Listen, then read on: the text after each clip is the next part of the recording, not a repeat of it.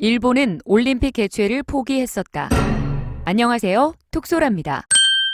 중국발 코로나19의 중국 내 상황은 좋아지고 있지만 이제 전 세계적으로 누적 확진자가 1,600명에 육박하면서 전염병 대유행 우려가 커지고 있습니다.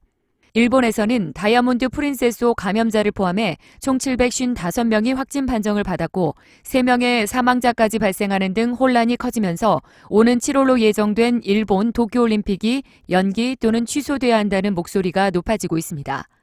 사실 일본은 올림픽과 관련해 상당히 불쾌한 과거의 기억을 가지고 있는데요. 1940년 일본은 하계 도쿄올림픽, 동계 삿포로 올림픽 개최권을 모두 확보했고 아시아에서 처음 열리는 올림픽 개최로 엄청난 기대를 모은 적이 있습니다.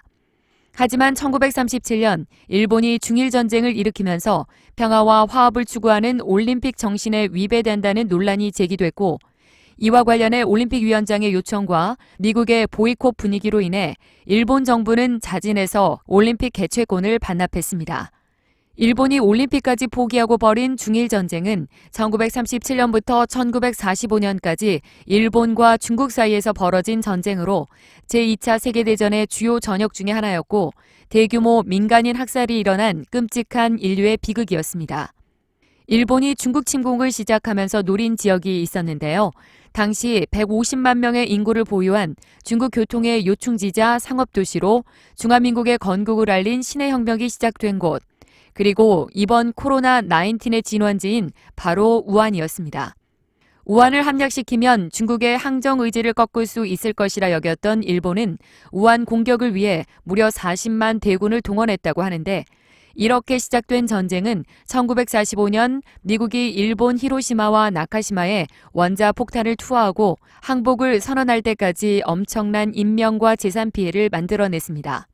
전쟁 기간 동안 최소 2천만 명 이상의 사망자가 발생한 것으로 추정됐고 중국에서는 군인을 포함해 최대 5천만 명, 현재 한국인 전체의 인구 정도의 사망자가 발생했다는 주장까지 제기했습니다. 그런데 이번에 우한에서 시작된 신종 코로나19의 확산으로 인해 일본 도쿄올림픽의 개최 여부가 점차 불투명해지고 있어 일본과 우한의 악연을 또다시 이어갈지도 모르겠습니다. 2020 도쿄올림픽을 통해 일본은 장기 불황을 끝내고 경제를 다시 부흥시키겠다는 의지와 후쿠시마 재건이라는 두 가지 기치를 내걸었습니다.